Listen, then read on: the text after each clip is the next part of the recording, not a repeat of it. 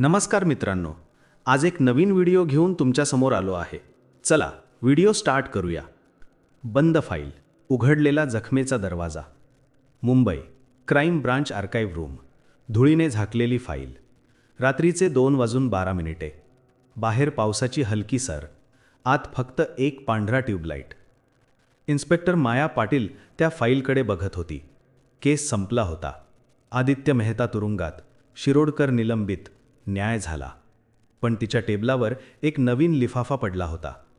त्यावर फक्त एक वाक्य, तुम्ही चुकीचा माणूस पकडलात. मायाच्या हातात थरकाप. लिफाफ्यात एक पेनड्राईव्ह. तिने संगणकात लावली. स्क्रीनवर एक व्हिडिओ. कारागृहातील आदित्य मेहता.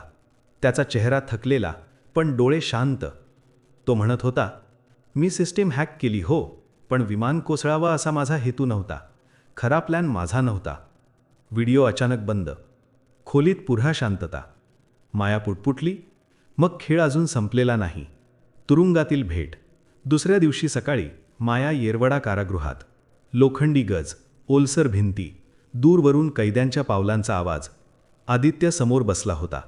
माया, तू म्हणालास खरा प्लॅन तुझा नव्हता, मग कोण? आदित्य हसला.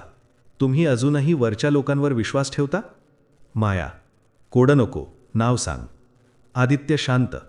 सर्व्हर अपडेटचा ऑर्डर माझ्याकडे आला, पण मंजुरी वरून होती. वरून म्हणजे? तो फक्त एक नाव म्हणाला, बोर्ड. माया बाहेर पडली, पण तपासात समजलं बोर्ड मीटिंगचे रेकॉर्ड्स क्लीन होते. कुठलाही अनियमित निर्णय नाही. पहिला धागा पुन्हा तुटला. विमा कंपनी. एअरलाईनला मिळणारा विमा क्लेम प्रचंड मोठा होता. माया विमा कंपनीच्या ऑफिसमध्ये गेली. काचेचे दरवाजे, कॉर्पोरेट शांतता.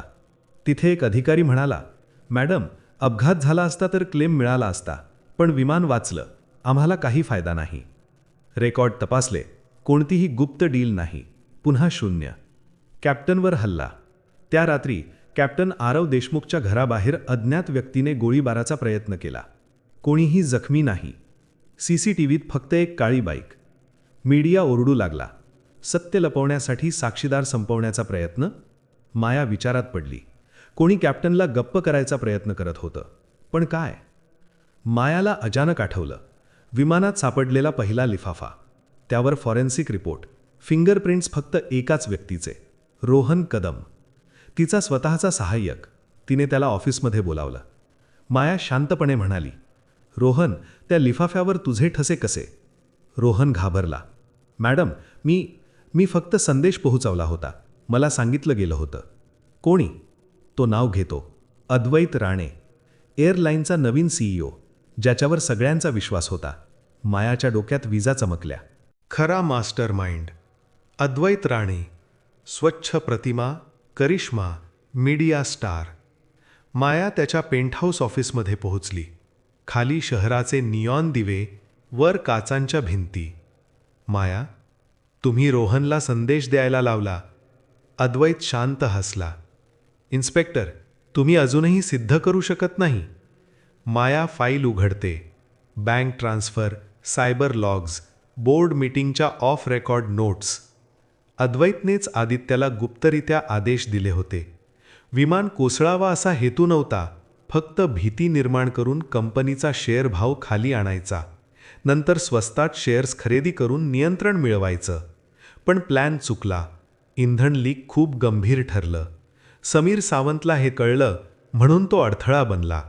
माया, कठोर आवाजात, तुम्ही लोकांच्या जीवाशी खेळलात, पैशासाठी. अद्वैतचा चेहरा बदलला. हा व्यवसाय आहे. रात्री 11:58. एअरलाईन मुख्यालयाचा लांब अंधुक कॉरिडोर. बाहेर पावसाचा आवाज. अद्वैत पळण्याचा प्रयत्न करत होता. लिफ्ट बंद, फक्त जिना. माया मागून आवाज देते, खेळ संपला. अद्वैत थांबतो. तुम्ही जिंकलात असं समजू नका. तो फोन फेकतो. स्क्रीनवर शेअर मार्केट लाईव्ह. माया पुढे येते. लोकांचे जीव हे आकडे नाहीत. सायरनचा आवाज जवळ येतो. पोलीस आत घुसतात. अद्वैतला अटक. घड्याळ 12 वाजले. कोर्टात अद्वैत दोषी ठरतो. रोहनला माफी मिळते, कारण त्याने कबुली दिली. कॅप्टन आरव पुन्हा उड्डाण करतो. विमानात चढताना तो मायाला म्हणतो, त्या रात्री आम्ही अंधारात होतो, पण तुम्ही सत्याचा दिवा लावला. माया स्मित करते. रात्री शहर शांत, निऑन लाईट्स पुन्हा उजळतात. रोहन विचारतो, मॅडम, तुम्ही इतकं का लढता?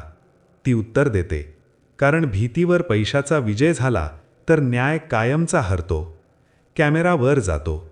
आकाशात एक विमान शांतपणे उडतं. आवाज ऑफ स्क्रीन. कधी कधी खरा गुन्हेगार तो नसतो जो अंधारात लपतो, तर तो असतो जो प्रकाशात उभा राहून विश्वास कमावतो.